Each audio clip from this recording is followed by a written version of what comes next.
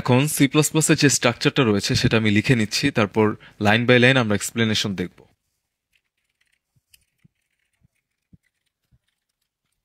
তো আমাদেরকে আউটপুট দেখাবে না।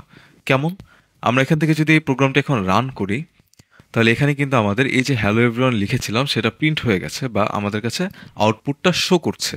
যদি আমরা এখানে হ্যাশট্যাগ ইনক্লুড আইস্ট্রিমটা ইউজ না করতাম তাহলে কিন্তু এই প্রোগ্রামটা রান হতো না, মানে হচ্ছে ইনপুট আউটপুট।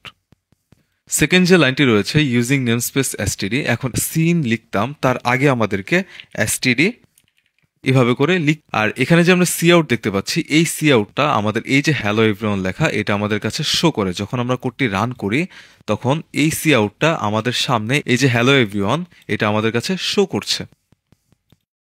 এখানে আমরা যে রিটার্ন জিরো দেখতে পাচ্ছি এটি মূলত নির্দেশ করে যে প্রোগ্রামটি সফলভাবে সম্পন্ন হয়েছে, আমাদের কোনো এরর দেখাবে না। আর এটি কিন্তু কোডের করতে পারি যে এই লাইনটিতে আমরা কি কোড করেছি। এটা ছিল সিঙ্গেল লাইন কমেন্ট। এগুলো আমরা কিভাবে কমেন্ট করব চলুন দেখে নেওয়া যাক।